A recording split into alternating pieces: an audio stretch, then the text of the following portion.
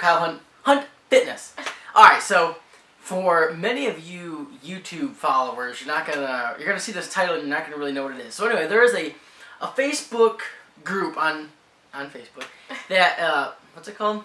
Flexible dieters. Just female flexible dieters. It was created by Chrissy Cagney, and basically it's a group filled with females that follow flexible dieting. I'm the only male in the group, so I posted up for questions to make a YouTube video, and we got quite a bit of questions. I think 30-some questions. So this is going to be broken up into a couple videos, but I want to give each question enough time to answer it fully, but not too much time because I can ramble and then it'll be 20 minutes on one question, and I'm never going to get to everybody's question. I do want to get to everybody's questions, so if it seems like I'm rushing a little bit, that's the only reason.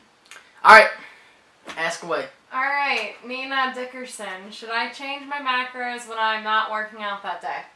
All right, so training day macros and rest day macros. Now, really, to answer this question point blank, no, you don't have to. However, I do it myself, and I do it with a lot of my clients, basically for no other reason than to build in more calories on training days. So, for instance, if we have a total carb allotment for the week. Now, that's not really how I look at it, but think of it this way. So if you have a carb allotment for the week, you can add more carbs on a training day if you take away a little bit on rest days. Now, it's not something that's 100% mandatory. It's just something that's a personal preference. Now, on the flip side, I do have clients that would prefer just to keep it, to keep it simple, just do carbs equal on every day. So, like I said, it really doesn't matter.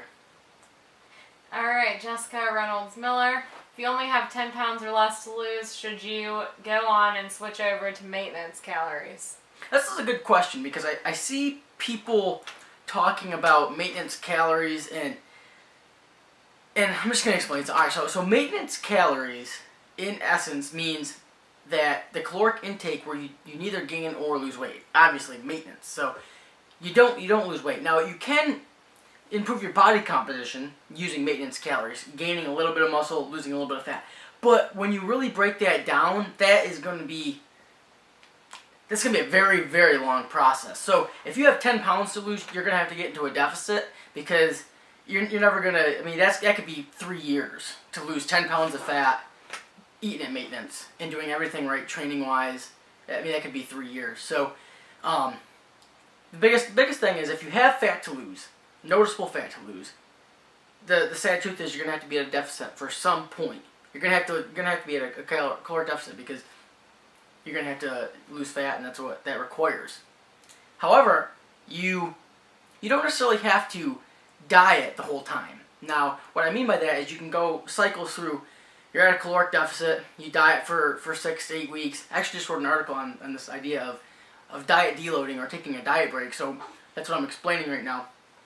You can diet for a period of time and then build back up to maintenance. Diet for a period of time, then build back up to maintenance. So you're not at a caloric deficit for a long time. Then you're going to get the same response as kind of what people are looking for when they want to just eat at maintenance, because they don't really want to be at a caloric deficit for an extended period of time because then it's going to limit strength and muscle development and things like that. So this is kind of the best of both worlds.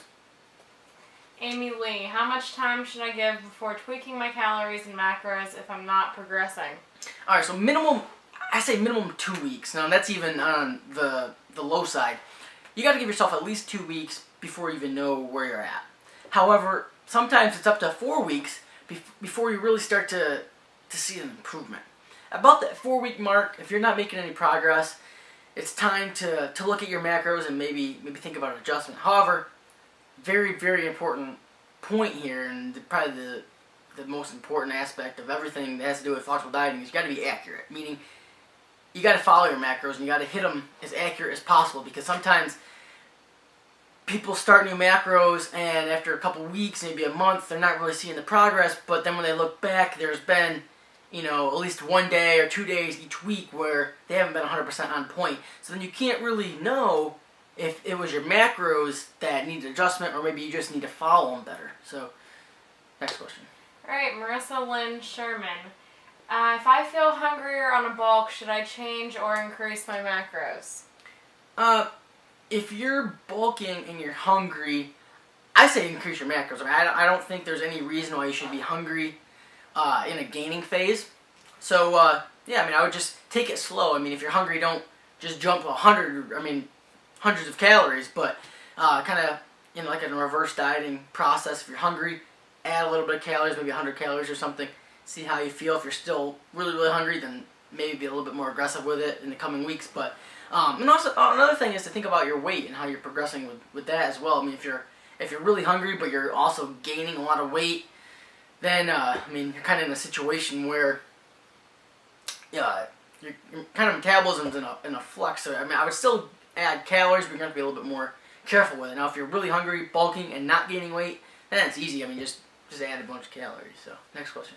All right, Crystal Garcia, please answer the can I gain muscle and lose fat at the same time question. You see this question a lot, and there's not really a definitive answer on it. However, you can gain muscle and lose fat at the same time. Now, there's a couple reasons why that happens. One, if you're just getting into lifting or just getting into training, you'll get those newbie gains, and you'll be able to gain muscle and lose fat at the same time for probably 6 months.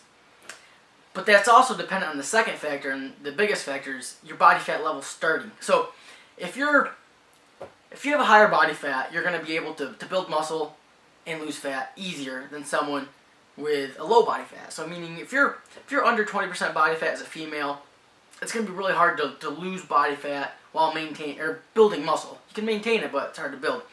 Also, lean body mass. So if you already have a lot of muscle on you, it's going to be impossible to build more while eating in a deficit, which is going to facilitate fat loss. So it happens, but only in certain circumstances. All right, for this next question, we got little Lucy who wanted to join in on the fun. Valerie Piazza, not so much a question, but a topic, nutrient timing. All right, nutrient timing. It's something that, honestly, in a question, it's going to be hard to answer because it's really intricate and could be a video all in itself, or articles all in itself. But just to make a quick answer, nutrient timing, you hear a lot of times people say, well, it's either irrelevant, completely irrelevant, or 100% necessary, meaning you got to time everything to the T. And really, like most things, the answer lies in the middle. However, hitting your macros is number one priority, meaning as long as you're hitting your macros 100% on point, nutrient timing is a distant second priority. A lot of times people want to make nutrient timing the first priority, and then they're not even hitting their macros. So before even thinking about nutrient timing, you want to make sure your macros are 100% on point at the end of the day. Now, the research is kind of up in the air. Most long-term studies show no benefit to it. Really the only benefit to post-workout nutrition timing tends with two people: endurance athletes and people who train multiple times per day. That's the only thing that really would benefit from getting any type of specific macronutrients or anything nutrient timing wise. Pre-workout, really, I like to just tell my clients to eat whatever makes them feel the best for the workout. For some people, that's eating 2-3 hours before. For some people, that's eating immediately before training. And as long as protein's in the pre-workout meal, I'm not too fussy. Sometimes people, if they eat too much fat, kind of gives them GI problems pre-workout. And I don't limit fat intake pre-workout, but for some people, it gives them some digestive issues.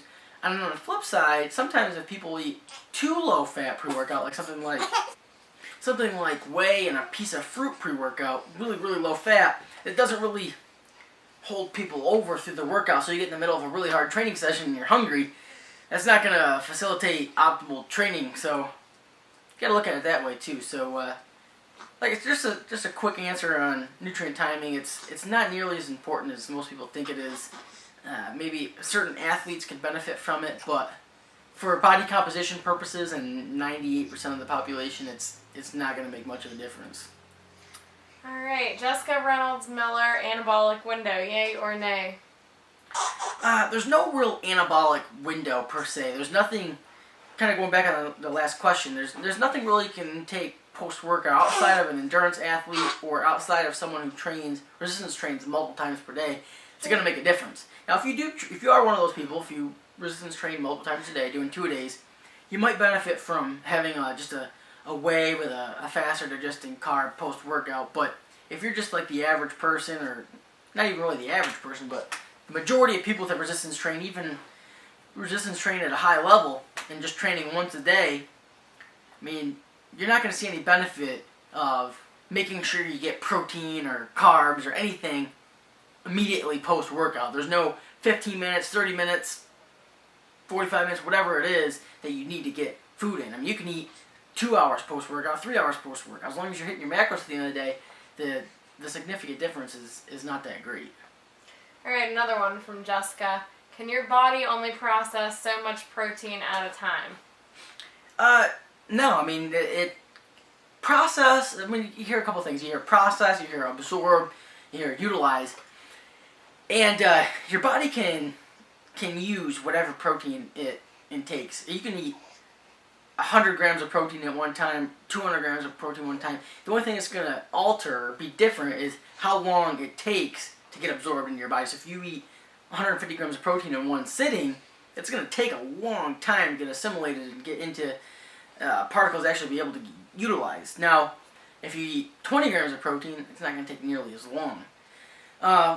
Just one side note on that with protein timing is, like if you look at a lot of intermittent fasting studies, I mean that's really where a lot of the research comes.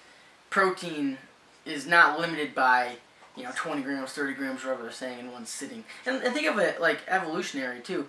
Like if the human body could only absorb or utilize or whatever a small amount of protein in one sitting, I think the human race probably would have died off, because obviously if you kill a buffalo, you're not gonna cut off a 4-ounce serving and say, oh shit, I can only have 30 grams of protein right now. Now you're gonna eat as much as possible, and your body's gonna be able to utilize that. It's just gonna take longer. I wrote about that in a protein article on my website, KyleHuntFitness.com. I think it's on one of the top articles. It should be on this right hand side, but just Google search it or search it, Hunt Fitness protein intake, and it'll come up. Alright, is there a certain body fat percentage you should be at before you bulk, or can you do a slow bulk and hope to burn fat and build muscle? From Tracy Handler. There's not really body fat that you need to be at per se. However, a lot of bulking and cutting revolves around metabolism rather than physique. And most people think it's all physique based, but really it's metabolism based. Meaning you can be overweight but been yo-yo dieting for years or crash dieting, and your metabolism's all out of whack. So cutting might not even be the best idea for you at that particular time. So you kind of, I don't want to say bulk, but kind of reverse diet or add calories back in from wherever you're at to get your metabolism healthy before cutting. So, I mean, it really comes down to your metabolism. Now, you can be relatively lean and then decide to cut because you have a healthy metabolism and just want to push things aesthetically and see what you can look like. So, I mean, it all depends on the individual there. Alright, Shauna Hendricks Thompson says, should I count the protein from supplements like glutamine if they are added to my protein shake? I get this question a lot too, like especially with branched chain amino acids. People always ask, should you track it? Yeah, you should track it. However, it's kind of a tricky topic because they're free-form amino acids, meaning they don't get digested. So it's one of those things where if you decide to track it, just always track it and just account for it. However, if that's just too tedious for you, you don't want to track your branched chain amino acids, it's not going to kill you. I mean, it's something that'll be standard. It'll be, especially if you have branched chain amino acids every day, and you're only talking about a couple grams of protein too. So it's not going to make a big difference either way. But yes, it is still protein. So technically, yeah, I mean, it does have calories. It's free-form amino acids though, so it's not like having a protein shake, is what I'm trying to say. I mean, when you have a 25-gram scoop of whey, you're getting 25 grams of protein. That is just like eating a piece of chicken. When you're drinking a scoop of BCAAs, it's free-form amino acids. It's not the same. However, So, I mean, really just be consistent with it. Either track it or don't, but whatever you do, always do that. Alright, If that makes sense, I don't know. I'm gonna butcher this name. Yadira Castillo wants to know what the best BCAAs are, and she also wants help with low energy. After having Lucy, I know about low energy. It's lots of caffeine. Lots of caffeine. But on a serious note, really, the most of the time with low energy, it comes. I'll answer that one first. It comes from two things. One, just not sleeping enough. I mean, try to push it with your sleep. At least 8 hours. I mean, I know it's not always ideal, especially with life getting in the way. But technically, normally that just takes care of itself. When you start sleeping 8 to 10 hours a night, you don't find yourself tired enough. Two, being on a really, really low calories, especially for no good reason. I see that a lot. People come to me, they're just exhausted, but then they're eating 800 calories a day, and it's like, oh, well, that's why. What's the other part? Best BCAAs. Well, the two I like, my two favorite is Psychor's. What is it, just Core BCAA? Yeah. I really like that formula, and I also like Bare Performance Nutrition's Intraflight. They're almost identical. They're really good formulas, and I'd go with one of those. Alright, Rachel Honeyman wants to know how often macros should be recalculated. It's kind of like I answered earlier in the video. It depends. I mean, but at least 2 weeks. But if you're not seeing progress after 4 weeks and you've been 100% accurate, that's when. Alright, Danielle Green wants to know what supplements are good that will assist in weight loss. If you're at a caloric deficit, there's not really much. I mean, most fat burners don't burn fat. However, caffeine and some other ingredients in fat burners can help suppress your appetite, which obviously can help you hit your macros, which hitting your macros at a caloric deficit is what burns fat. So, I mean, there's no real supplements per se. I mean,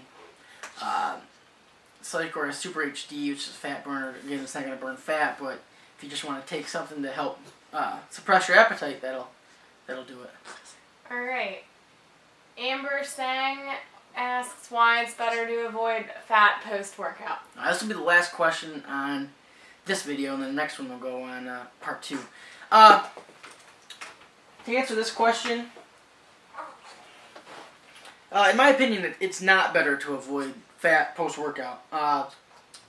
There's no real reason that I've found in any of the literature I've read to support that limiting fat post-workout is somehow beneficial. Again, like I mentioned earlier in this video, if you're an endurance athlete or training multiple times in a day, you might see a benefit by getting protein and carbs immediately post-training to try to replenish glycogen as fast as possible. However, I still don't think consuming fat, even in that instance, would really cause much of a problem. I think it's just another thing that makes things more complicated than they need to be. I mean, I don't limit fat intake post-training for myself or any of my clients.